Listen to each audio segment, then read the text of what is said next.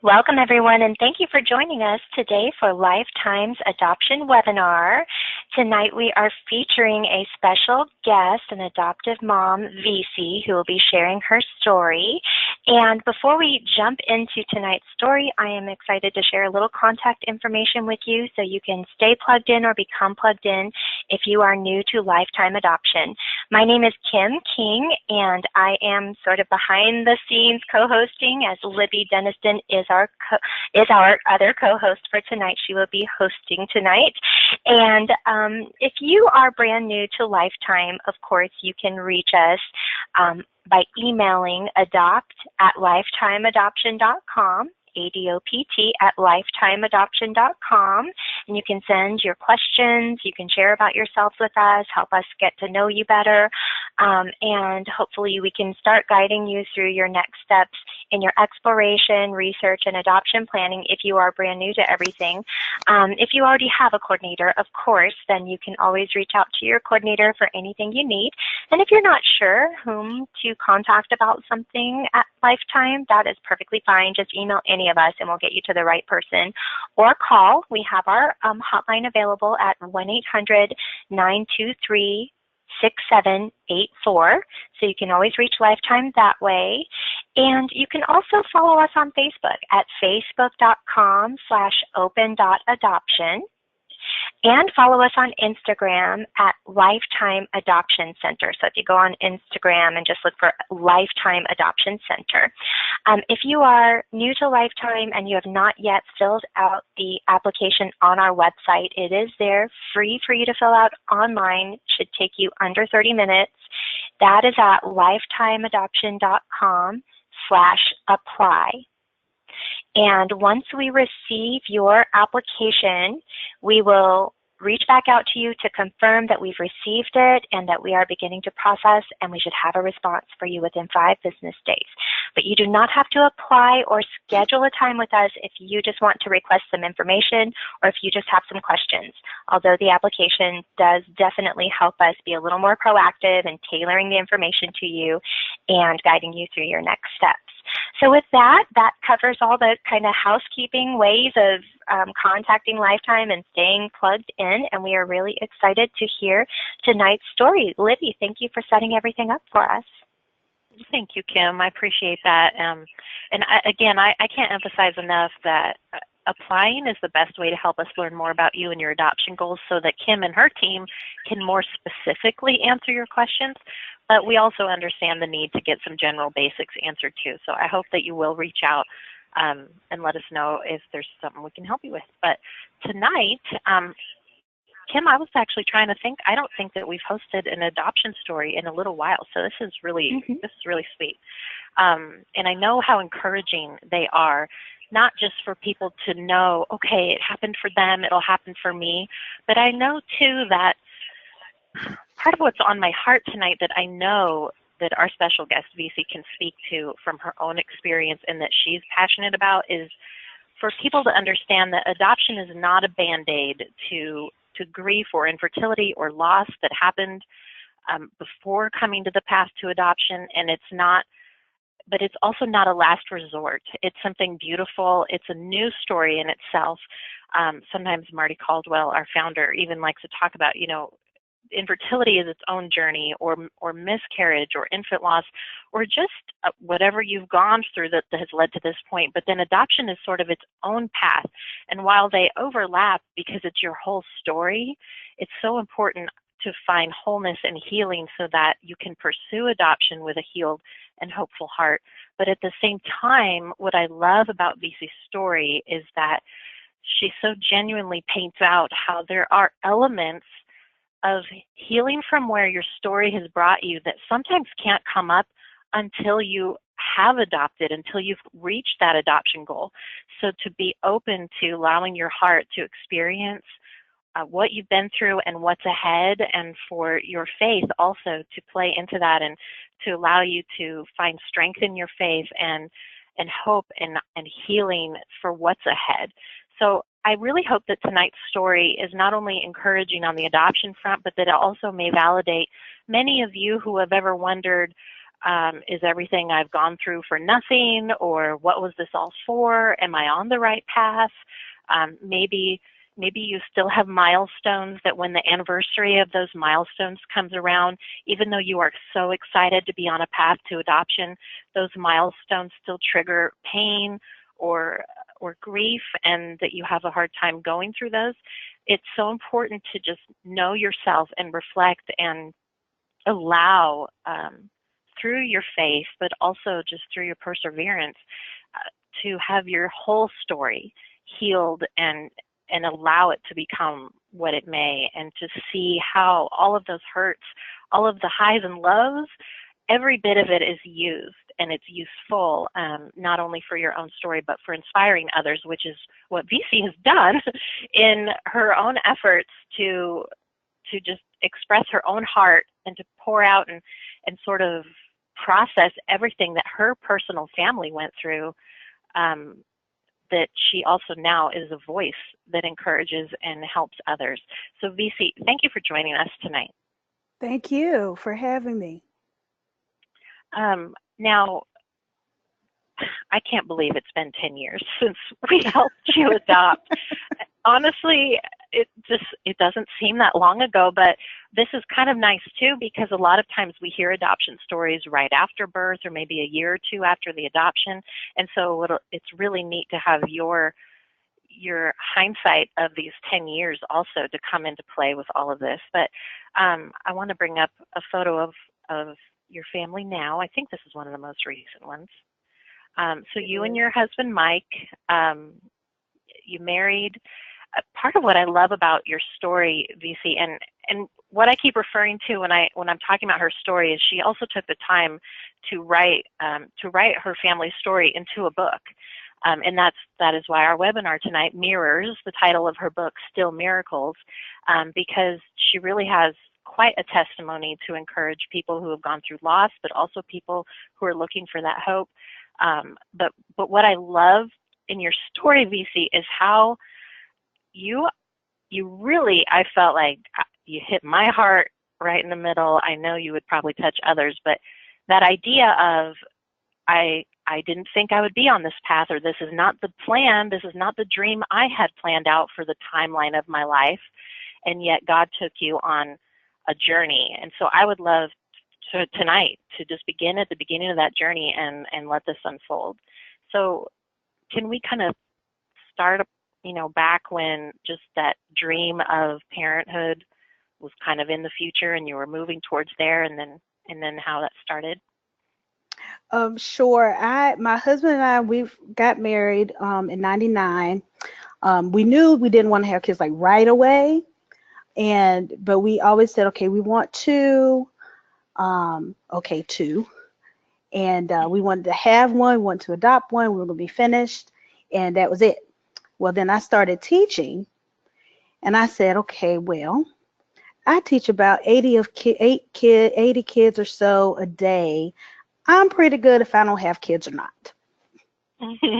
And so, and I talk about that in the book, and I said, well, I didn't really share that revelation with my husband, or look to see what he thought about that.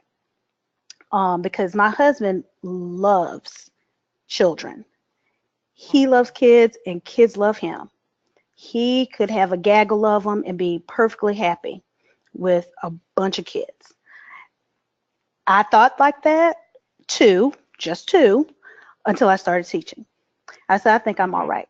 I can go teach everybody else's children. They go home to somebody else, and I'm good. I love those kids. I'm good. And so it took a while before I got to the point where I said, okay, now it's time for us to really have our own children. And I was already past 25, because in my mind, I was like, okay, I'm gonna get married. I'm gonna graduate from college. I get married. I'm gonna have kids by 25, have another one by 30, and then I'm gonna be finished. I had it all mapped out. And that's just not the way it worked out. Right. Which I think a lot of people listening could really identify with, because the reality is a lot of people come to adoption after years of sort of almost trying to get back on track with their original timeline plan of when they thought they'd have their their nest built. Right. Yeah. And so we decided to go ahead and start trying to have a child. And around 2005, we started trying to have a baby. And it didn't take long before I got pregnant. And it was around the holidays that I got pregnant. And I kind of talk about that in the book too. It was his birthday, so it's kind of like bang zoom baby. And and so on it went, and I was like, well, here we go.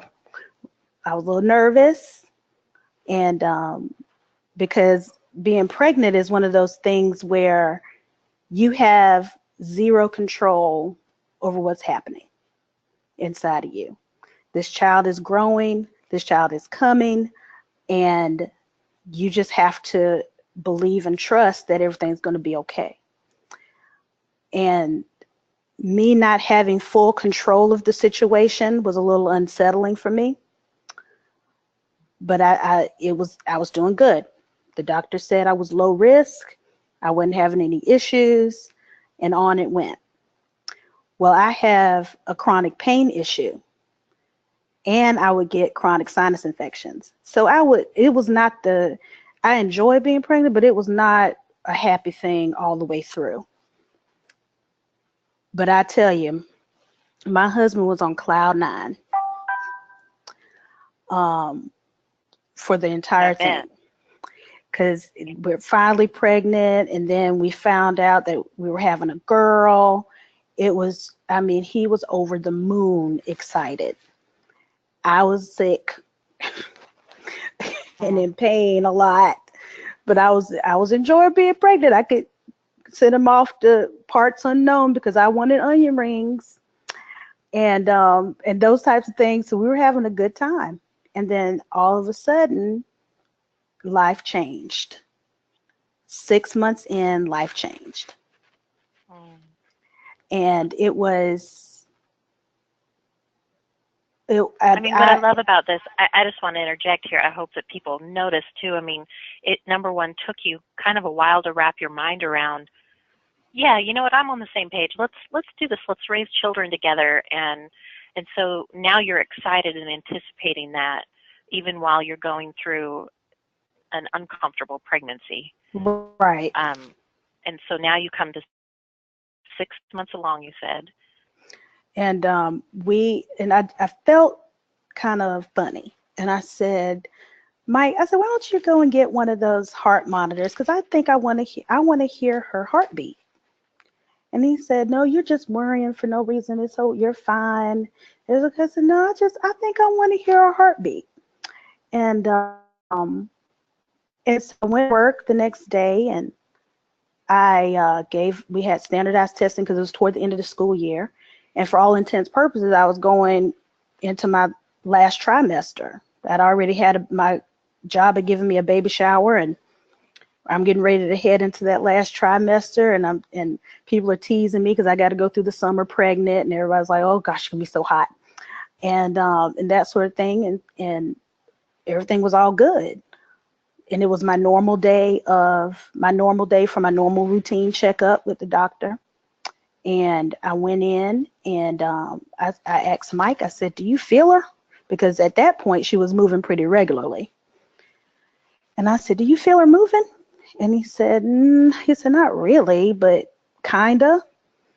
And then we went in, and the nurse practitioner started doing the ultrasound, and she would flip the sound so we could hear what we supposed to hear, the heartbeat, but we weren't hearing anything. And she said, well, so she went around and did some more of the ultrasound, and we could see Trinity. And I said, okay. So she flipped the thing again, and then there was still no sound. And so she said, well, let me go get the doctor, because sometimes he can find them better than I can. So she went to get the doctor, and he comes in, and he starts doing the ultrasound. And so he flips the switch, and nothing happens. So he said, he looks at us, and he says, very coldly, Well, I'm sorry, she's gone. And then he went and sat in the corner and started typing something. Uh, Just like, I mean, it was May 17th. Just like that, our lives changed. And it wasn't is there something we can do to help y'all? We are so sorry that this happened. It was just like, I'm sorry, she's gone. Like, matter of fact. yeah. And so they, you know, and we don't often go through these details when we share adoption stories, but the reason why I think this is so powerful is because I really do think there are people out there who maybe have gone through the same thing or something similar, even in just grieving, you know, a doctor saying, this is not going to happen. That I think it's so important to hear this side of an adoption story, because what I know your heart is, VeeSee, is to encourage people to Absolutely. keep going, you know, to keep looking for the other side. But at that point, can you remember, I mean, that young girl in the photo here that we see, I mean, Yeah. could she at that point see anything beyond that moment? No. All I knew at that moment was I'm not having a baby now.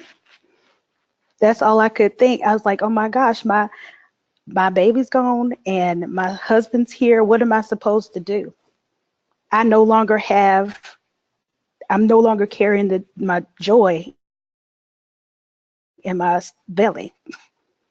Yeah. I said, what am I supposed to do at that point? And I wasn't thinking about what God was planning. I wasn't hearing that at all. I went into complete panic because I wasn't going into labor. I still had to deliver this baby. And sometimes you go through a complete pregnancy, a full term pregnancy, only to push and the child be stillborn. I knew going into it that I'm going to have to deliver a stillborn child. Yeah. That was a lot to wrap around my mind too. And even in the midst of that, and I think I talked about it in the book, and I said, I would never stop believing in God. I would never stop trusting God, but I was angry. Mm-hmm. I said, because you look at all these different scenarios of people who shouldn't even have puppies, let alone have children. And we did everything that we did, like you say, in the right order of things. We got married first, then we got pregnant, then we tried to do things the way they should be done, quote unquote. And this is happening to us. Why is this happening to us? Yeah. And I'm sure that a lot of people, that's why I share this story as much as I can, because some people feel that way and they don't have a voice that can speak to that Mm-hmm. and that can put it into words. And I think it's important that you at least get it out there so people understand it, that yes, this is how I felt, this is how I feel, and it's okay. Yes, I couldn't agree more, because I know, especially in Christian communities, even in the best of circles or churches or support groups, that there's sometimes this idea that you're supposed to just have faith and always feel okay about it all. And the reality is, I don't know a single person who has felt like that. But when you can, like you said, when you can put words to it, and know that, God, I trust you, but I'm angry that this happened, that's a real part of processing and going through healing too, allowing healing to even hit a crack in your heart. And so I appreciate you sharing that. And I know you sent me her little birth certificate here. I was just going to pop this up real quick with her little feet. Yeah. So here's your little girl, and she came into this world, and you know, this is what you have left of her. Right. This is how we know that she existed. She was in me. She was born. I held her, and these are her footprints. And we have her clothes that they had on her. I mean, the hospital that we were at was absolutely amazing during that time. You know, not to totally tie this in, but I have heard, I was so inspired years ago. I remember when I first started here, a Lifetime mom had gone through, I think she also had a stillborn, if I recall. And she said, one thing that was always hard was wondering, especially when that due date came or when that first birthday should have come, that she would always think, I wonder what he would be like. And that child never leaves your memory. And she said it was in going through that I realized how important it would be that I would be open to at least letting a birth mother know how her child was doing, because there's no doubt that they wake up and wonder the same things. Yeah. Of whatever happened to that child, or I wonder how they're doing. And not every birth mom handles it the same way, as we'll hear from your story. But, for those of you who maybe have gone through that there is that piece of you that even though it's totally different, it's still, you will be able to relate in a special and very unique and maybe even unspoken way to your future child's birth mother, for just knowing how often you think of that child. So I'm so glad that you could speak to this, because I know there's also families in our audience tonight who have gone through the same story, and maybe they were never given permission to be angry about it or to really acknowledge how significant it was. So this is beautiful, VeeSee. Absolutely. So, what's amazing in your story is that you go through this traumatic loss, and you had already said how hard it was to experience pregnancy knowing there's only so much you can control, and then you go through the ultimate I have no control experience. So where did you go from there? Because it wasn't too long after that your little miracle boy came into your life. So Right. how did you go from, giving birth to a stillborn daughter and burying her to, okay, let's pursue adoption. That was also part of our plan. Let's do it.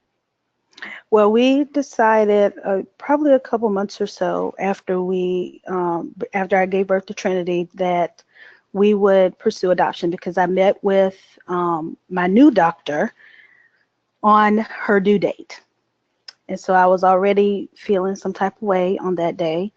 And right off the bat, he was very sympathetic, very sweet, which right off the bat, I just knew this is the right doctor for me.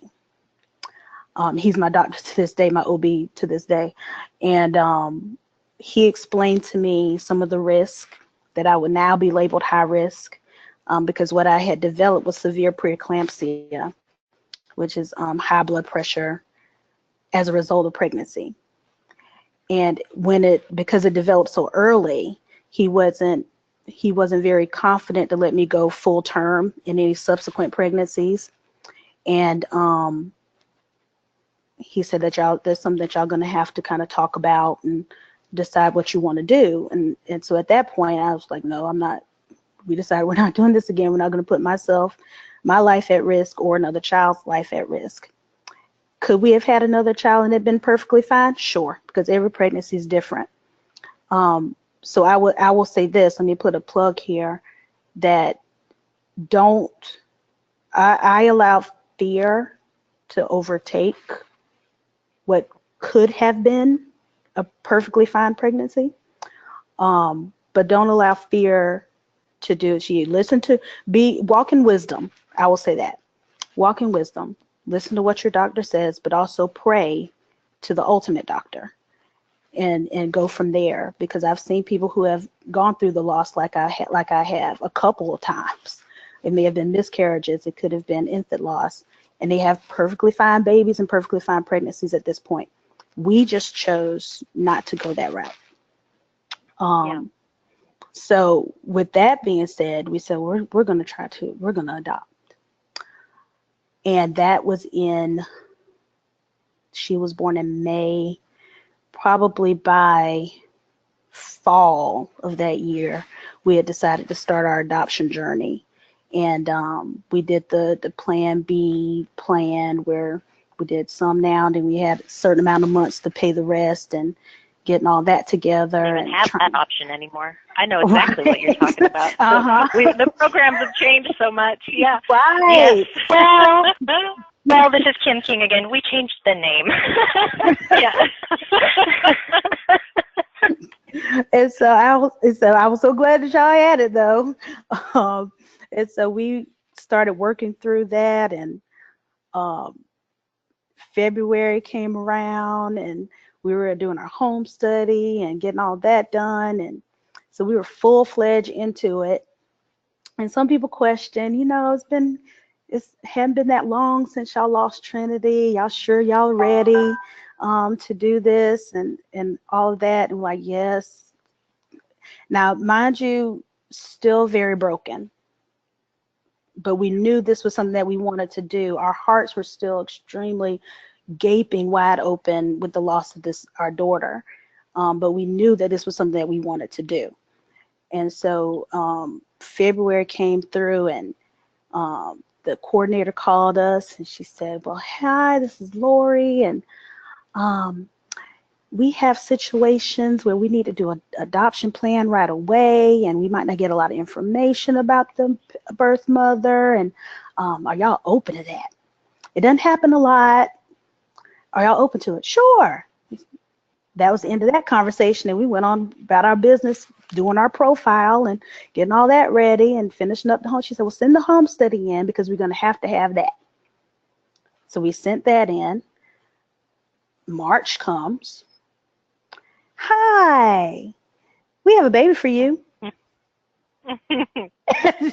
And just like that, just like life changed in an instant on May the 17th of 2006, life changed in an instant in March of 2007.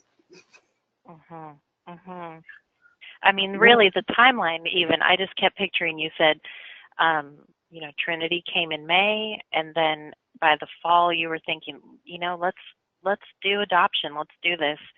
And it was already the previous fall, the holiday season, when you had gotten pregnant. I mean, so all of this happening so fast. And I think there are some people listening who might think, oh, wow, I needed way more time. But there are others who probably have heard what you heard, which was people doubting, has there been enough time? Why are you going so fast? And that it's just so personal, that was right for you. But obviously now hearing this part of the story timeline pan out, I mean, this little guy was coming and you were meant to be ready. Right. Absolutely. And it was so divinely ordered. I'm in awe even today. He's 10, and it was so divinely ordered. It's unreal. That child was meant for us. We would not have been open to an adoption that early had our daughter lived, because she was due in September. He was born in March. We wouldn't have been open to an adoption that soon. God needed us to be ready in South Carolina for this baby that was getting ready to be born in Seneca from an adoption facilitator in California. Yeah, it's amazing. All the wheels in motion. So, one of the questions that we get a lot is how do you deal with those awkward or sometimes difficult or even hurtful comments from your loved ones when it comes to your adoption plans? Well, I must say we did not get any out of the way comments. The most that we ever got was maybe a little bit of concern on the timing, but as far as if that's what y'all want to do, then do it. They were fine. That's great. So can you tell the story? Because I know you called it a doorstep baby. Usually we call them more like a drop in the lap or a last-minute adoption. And so what that usually means is the woman came to decide to choose adoption either very late in her pregnancy or while she's giving birth. And so what Mike and VeeSee went through was basically sometimes Lifetime will call and sort of give a heads up there's something boiling, and we're not totally sure where it's going to go, but we want to make sure that you're ready if this pans out further. And so we sometimes try and put families on alert so that they're not as surprised with the last minute. But meanwhile, you're thinking, well, we don't know where this is going to go, so let's just keep doing what we're doing and getting our steps ready, getting everything checked off. And then you get the call, and I love the part of your story where you are calling your relatives and saying, well, I'm going to get my son, so let's talk about what that looked like, because it's just such a beautiful story. And then the moments in the hospital. It was hilarious because I was at work that day because he was born March the 6th, 2007, and so that morning of March the 6th, I was at work. We were still in Columbia, and we were talking back and forth to y'all, to the social workers, to the lawyers, to our parents, and like, okay, we got to go. I told the administrator, I got to go. We have to go. Tell the kids, see y'all. I'll see y'all next time. We got to go get a kid. And so we're on the road calling people. I called my best friend and I said, hey, you ready to be a godmama? She said, yeah, okay. And then she waited. I said, like, right now. She said, what? What are you talking about? I said, we're on our way to go pick up a baby. What? Just amazing. Yeah. And I think my cousin said she had to go step outside the door and go sit on the stoop and process it. And it's my dad's calling us every 5 seconds. Y'all got my right. My other good friend and his other godmother, she's like, oh my goodness, she had just had a baby herself. We were pregnant at the same time, and I'm like, yeah, we can ready to go pick him up. And it was like a whirlwind adventure. We're trying to figure out where's Seneca and all these toll booths and everything else to get to Seneca. And I said, well, we're going to pick up a baby. My dad said, you got my grandson yet? No, Daddy, not yet, because he wasn't even born when we got to the hospital. She was still in labor, and we met the birth father first, and there was like some mix up going on with the social workers who got there late and whatnot. So everybody doesn't know every step of the adoption process and what you can and can't do. Those types of things. So we said, we'll leave. Yeah. Right.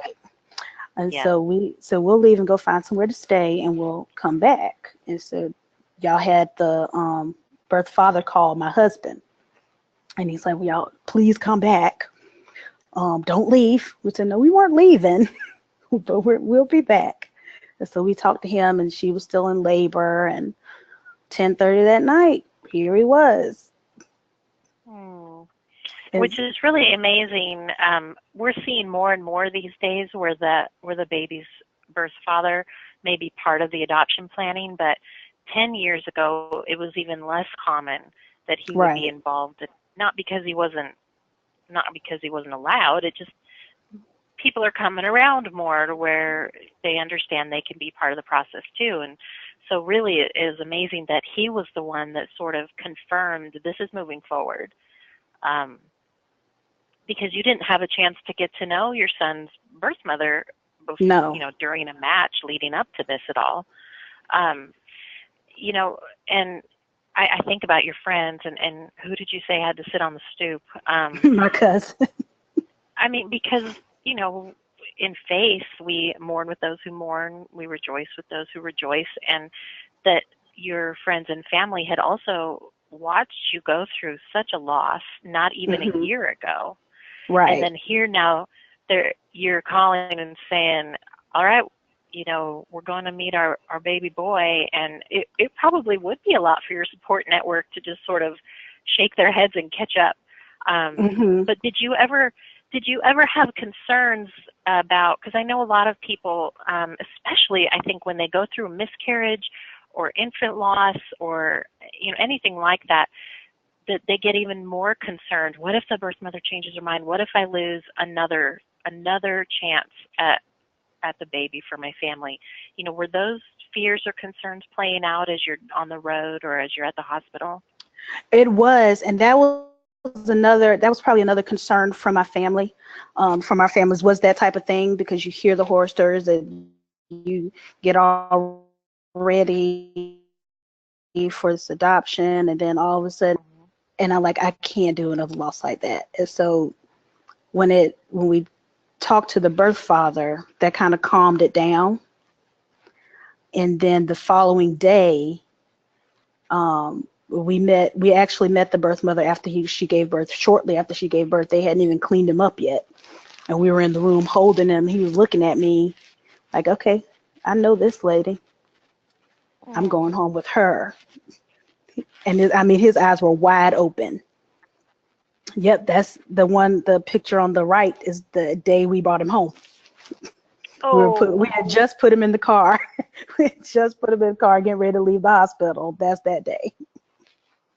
Well, and you had a same state birth, so you lived in the state where he was born, which makes it even quicker to take them home from the hospital, because you don't have to wait for clearance to go across state lines. So really, it really was kind of an instant bam. You know, I'm into newborn care. This is my baby.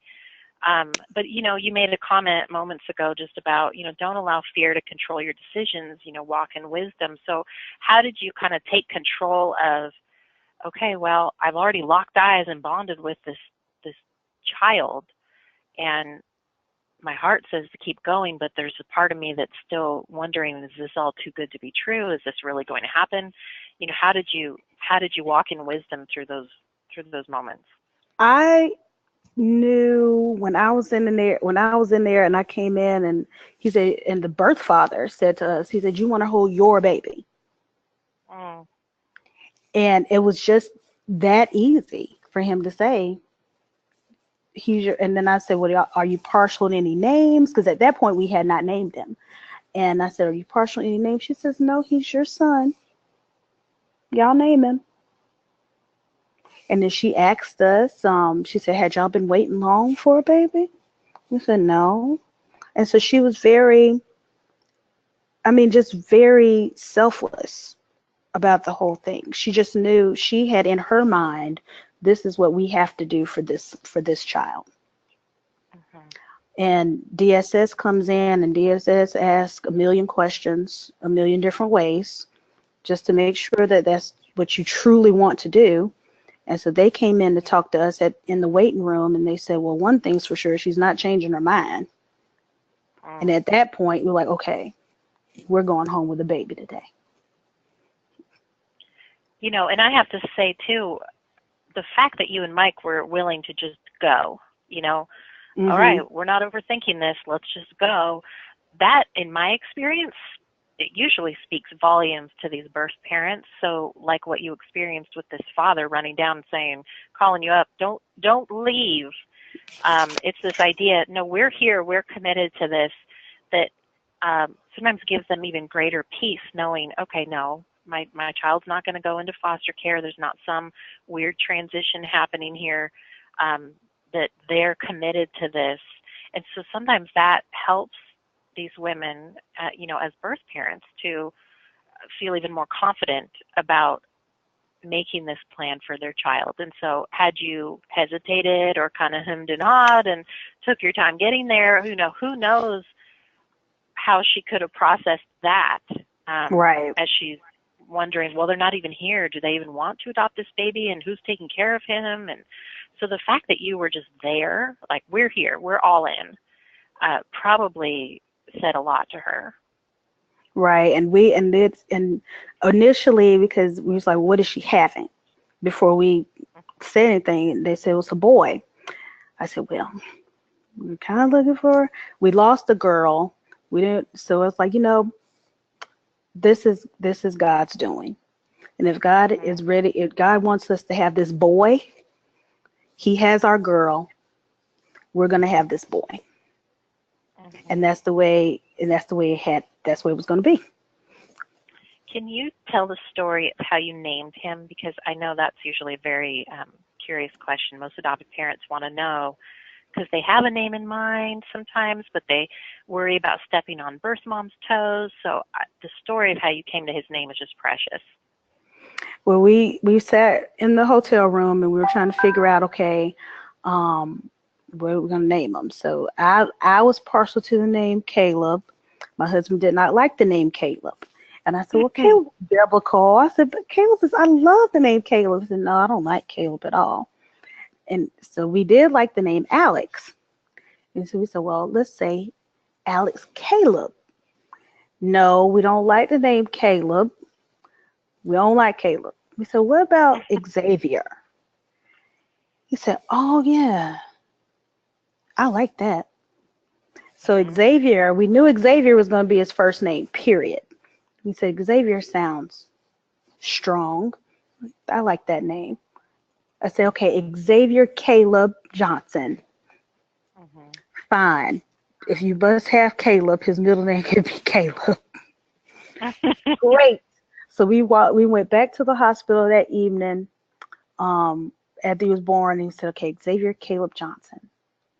And so we were walking into the hospital, he said, you know what? Why not Grant? The birth mother's maiden name is Grant. And last name is Grant, rather. And I said, Xavier Grant Johnson. I said, that sounds prestigious. I said, Xavier Grant Johnson. I said, I think I like it. Let's do it. I said, that would be a great gift or a great way to say thank you because he is a part of her. Yeah. And I love that Mike came up with it too. Yeah. And so I said, yep. I said, that'll work. I said, Xavier Grant it is. And his pediatrician loves that because his pediatrician's middle name is Grant also. Oh, well, that was perfect.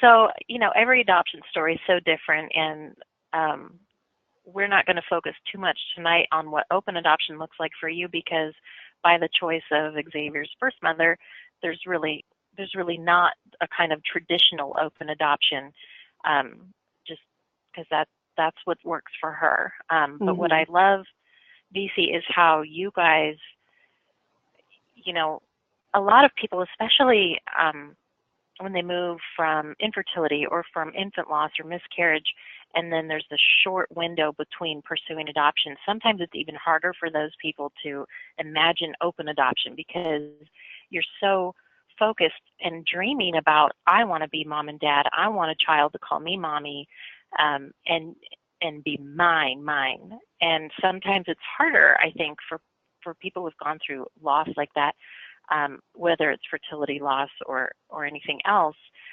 to kind of come to terms with, okay, open adoption doesn't threaten me as mom and dad, but it's like you said, he's a part of her.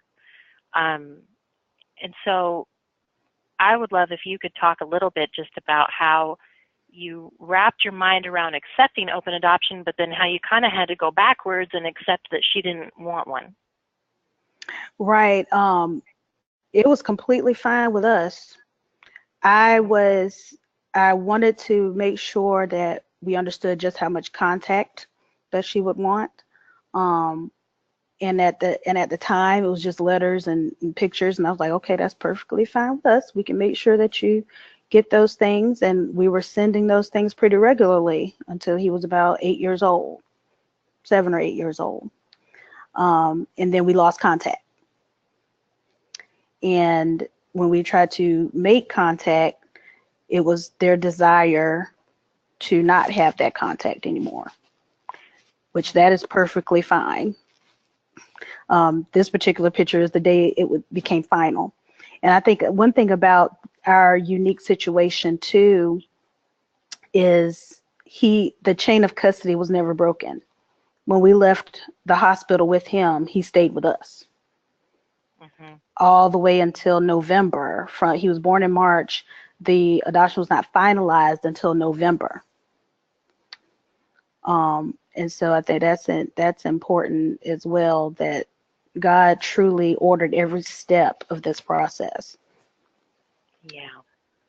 And, I love what you were saying about, you kept up your end of sending updates and sharing those, and that it was really at her choice. And, so as he grows up and has questions, you're just going to be honest with him. Well, this is all I know, and Right. she's not in a place to have a relationship with us, and that's okay. We still love her. We still care about her. Absolutely. And we still accept you, and maybe someday, and you don't have to make anything up, but the fact that you honored your side of it, I always like to tell adoptive parents, imagine the day your child is an adult and says, well, whatever happened to, or did you ever hear from her? Do you want to be able to say, well, we did everything we could to keep it open, but she wasn't ready, she wasn't able to? Or do you want to have to find a way to tell your child, I was too afraid, so I shut it down? Right. Right. And in the fact that you kept up your end and that she had to choose what was right for her. And that's okay. Sometimes that happens. Right. And you can't force them. I've talked with birth mothers before, and a lot of them aren't sure what they would feel like getting those updates. Sometimes they imagine it might be painful. Sometimes they Right. imagine that it would bring peace. So you don't always know what's going on in their heads, especially when they may not feel like they even have the words to explain what's right or wrong in that moment for them to go through. So just the fact that you're willing to honor that, and she knows if she wants those, you're still available. Right. So yes, absolutely. And I think too, there was this photo I had up here. There's a Christmas tree in the background. I'm guessing this was probably his first Christmas. I think that's a tree in the background. Yes. I can't remember if that was his first one. No, his first one he had on a different outfit. That might have been like the second or so. But it's just, He was walking by Christmas. Not amazing. You talked about how you went into adoption and you weren't totally healed yet, that you were still kind of raw from Right. being Trinity. So here we are 10 years later, and you've told your story to the world, and now to us. Can you talk about the journey you've had to sort of restore that part of you that, even though you were overjoyed to be this darling little boy's mama, that there was still that part of you that was hurting?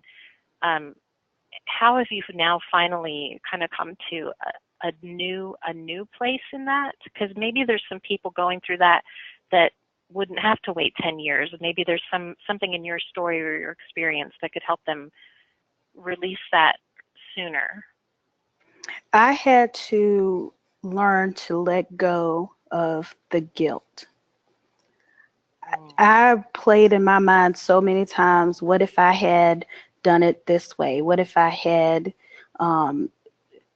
ate this? Or what if I had laid down? Or what if I had known that my blood pressure was high? Or whatever, that I could have stopped it along the way. There's nothing that I could have done. This was something that it happens. I'm not the first woman that preeclampsia has happened to that may have caused fetal demise, and I probably won't be the last. I had to understand that there was nothing that I could have done, and I had to let that go. Then I had to understand the bigger picture, the bigger plan for us. I could not imagine. Would I have wanted my Trinity to live and be 11 years old now, going to middle school? Sure, I would. But I can't imagine not having him either. Mm-hmm. He is our absolute joy. And I know that with her, there would not be a him. So it was a sacrifice that happened in our lives, and the reason that it happened was God needed us to be ready for this child in South Carolina, and he needed this child to have us as parents. And yes, our heart was hurting, And there are times now that my heart hurts that I don't have that baby. But I look at my son and I said, I just can't imagine. God is a perfect God, and he does everything well, and his will is completely perfect. And so I accepted his will for what needed to happen to us and what needed to be open in us. And that's how I kind of proceed further along and let go of a lot of that brokenness, because you'll never forget the child that you lost. It could be 30 years from now, and you'll always remember you were pregnant. You'll always remember that there's an angel watching over you with little baby wings.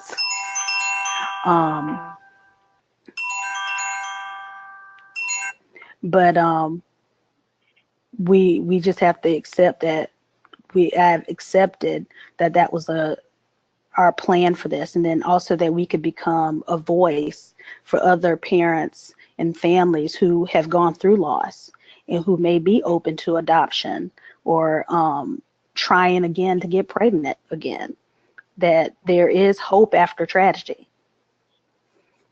Yeah. Oh, yes.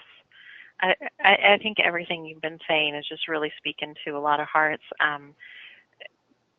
Because not everybody processes things the same way, but certainly, like you said, to take that time to reflect even on where is this rooted, and to try and allow yourself to get to that root and see where that's coming from. And I love too that you could just say, we're never going to forget her, and that she is a big part of Xavier's story. I mean, she's the beginning of it, really, but that at the same time, I see in all these photos just this beautiful family that I couldn't picture differently. And I just wonder too, I look at all the photos you sent, VeeSee, of Mike and Xavier together, and it just seems like you said in the very beginning tonight, like he was meant to be a dad. Absolutely. I mean, what is that like? What is that like for you to watch them together? It's complete joy. I beam whenever I see them together. Sometimes I think they're in cahoots. Me being the woman in the house, the lone woman in the house, but he is definitely a daddy's boy, and he loves his daddy, everything about him. Daddy is the end all be all. When daddy's home, all things are well. What would you say to people? I love this one. They just look like they have so much fun together. They do. They do. What would you say to a hopeful adoptive parent who they're all in? They're yes, we want to adopt. We have no doubt that we will love that child, but maybe they still wonder, will I love that child as much, or will I bond as much as the child that I may have given birth to, or that I lost? Did you ever move through that fear or that feeling? And what's that like now as a family 10 years later? Xavier acts so much like me sometimes. People are like, you sure you didn't have this baby? Because that's you right there. My mom and my dad like, that's you. Mouth and all, that's you. And I have never, when he looked at me in that hospital, I was like, this is my kid. This is it. And I don't look at it any differently, whether he came from me. I said, you came from God. You might not come out of me, but you came from God straight to me. And that's the way I see him. And I didn't really have a hard time connecting. I know sometimes it feels like, okay, now as a woman and like I've had a hysterectomy, so I can't naturally have any more children biologically, but I didn't feel so bad about that because I'm a mother regardless of how I became the mother. I'm a mother. Yeah. Oh, I love I'm a the way mother you said twice. that. I'm a mother who lost a child. I'm a mother who gained a child. Hmm. And, you know, I know we've gone through our hour pretty fast here. I've tried to show as many photos as I can. He's just so handsome, and I can't believe it's been 10 years. You. That's where I get hung up. And we've had lots of comments about how cute he was, or well, thank how you. much they love that smile. You know, I wrote down a few things. One of the things, I think that we touched on most of them, but there was a couple things that I was hoping maybe you could speak to before we wrap up tonight. And one of them was, you know, when it comes to loss, how did you, because you and I spoke about how men and women, husbands and wives, process loss differently. What would you tell a wife who might be wondering, you know, I don't know if my husband thinks about it the same way I do, or if he even feels anything about it? You know, what would you tell another woman on how to kind of be there for her husband or allow him to grieve in his own way? Pretty much just that, because my husband was my rock all the way through that loss, that time of loss, that immediate loss, for months. And so he neglected his own grief for mine. And oftentimes everybody was kind of catering to me and making sure that my well-being was there, and make sure I'm not falling apart, which I was. And they didn't really ask, well, Mike, how are you? And so he kind of kept all of that, and he didn't really start to grieve until December of that year. It didn't really hit him until the time in which we had conceived her. And it took him a while to wrap his mind around the fact that she's gone.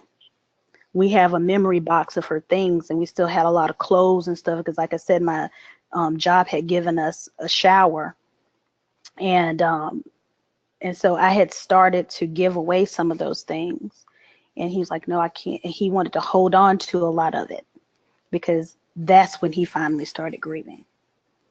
And so I think it's important that you keep the communication open between the two of you, and be concerned about his well-being just as much as he's concerned about yours. Talk through them both. And then even if necessary, go see somebody. We went and talked to our pastor together. Yeah. At the time. And at that point, he still wasn't really saying a lot about it. He was still more concerned about me. But now he'll say more about it, and he'll talk a little bit more about it. He's still a little bit more guarded than I am. But he has moved beyond where he was in his grief. Yeah. But, you know, because you do have to come to adoption as a team, and right. I would say to anyone who's listening that if one of you is ahead of the other, you know, wait for the other one to catch up. You know, don't just steamroll ahead. No, I'm good. You know, but make sure you're on the same page, and right. at the same time, find a way. You know, we had a lot of responses when you were talking about just those different milestones that come up. Like I know in your book, you talked about how, you know, that due date in September came, and you're like, great, I haven't been pregnant for a few months. You know, and I'm sure in a way that September's probably come around and you still remember. Mm-hmm. But that each of you are going to process those milestones differently. And this can sometimes hit on any of you who may have gone through even an adoption loss. I've worked with many adoptive parents who very much remember a child they almost got to adopt. So even though that child is out there in the world, they don't get to be the regular part of that child's life, but their heart was all in there. And so maybe this has even spoken to some of you who have gone through that you can find a way to, you know, as a team, process that in your own way, give yourself life-filled words, and also just to get out of you, you know, the things that might be circling around and kind of holding you back from what could come out of this. Because like you said, the hope and the healing that can come through tragedy like this, it's hard to see in that moment, but certainly with a story like yours, it's pretty evident that God uses all of that. Absolutely. Now I will say So, that we were, when it came to wanting to adopt, that was something that we were on one page about. We, as far as our paths were concerned, mine was a little further along than his, but when it came to wanting to build our family through adoption, that was something neither one of us flinched on. which is amazing. It just totally, all of it just speaks to, I mean, you were meant to get to this little guy. Absolutely. It's just perfect. And I popped up a slide here, people to know that you have your book out there if they want to read more of your story. I just love the title because it just says so much about every miracle in your story. And we're just so grateful. I've gotten a lot of comments in just now, just kind of in agreement with you about the things that they've been through, or feeling like, there's sort of some freedom in just hearing that another person thought or felt the same way. So thank you so much, VeeSee. Thank you. Really appreciate having you tonight. And you can learn more about her book. Her direct link is if you go to bit.ly/VMJbooks. But it's just been so fun to catch up with you because, a lot of lifetime families sort of move on after the first couple of years of life after adoption. And so for us to hear from you, to know how you're using your story to just comfort and help people, it's just so beautiful, VeeSee, and we're just so grateful for this. Well, thank you so much. For your time. If any of you have questions or feedback after tonight's webinar, we would love to hear from you. Even if it's questions about, how do I start a path to adoption, or just if you would like to learn more about even some of the topics that we talked about tonight, we would just love your feedback or questions. So you can always reach out to your coordinator at Lifetime, or any of the information that we shared earlier tonight. But we want to thank all of you for attending and listening to this beautiful story. And VeeSee, is there anything you want to add before we close out? No, just again, thank you so much for allowing me to come on and share our story. I love telling it. I love being able to be a voice for those who have experienced loss or maybe thinking about adoption. It's a beautiful thing. Mm-hmm. Mm-hmm. Well, thank you for that. And really, too, I always like to say this is a great time of year to sort of assess where would you like to see yourself next year, because you still have a lot of time left right now to get information, to ask questions, to even if there's a step, maybe you're already working with Lifetime and there's something you've been putting off. Now is a great time to make the most of the time you have right now before a new year comes and you look back and think, what could I have done to take a step towards the story that's ahead of me? But certainly also, we often encourage people, it is okay to talk with a pastor or a counselor and to just process what you've been through, because adoption in itself is certainly a journey of its own. But if, most people have sort of tagged onto that a story of loss, or at least disappointment, or just like we started out tonight, I had a plan that was supposed to go one way and it hasn't gone like that at all. Exactly. And that's a grief in its own, is just sort of letting go of the dream you pictured for yourself and embracing the good and beautiful and amazing way that your story can still go, even from here, that you're not done yet at all. So thank you for encouraging us all tonight, VeeSee. Thank you so much. We will talk with all of you again soon. We hope you have a great evening, and please keep in touch and let us know how we can help. And watch your email, too, for upcoming webinars. And then, of course, we will have this webinar available as a replay on adoptionwebinar.com, or if you are a Lifetime family, you will be able to find it in your membership site. So have a great evening. VeeSee, thank you again, and we hope to talk with all of you soon. Bye-bye. Great. Bye-bye.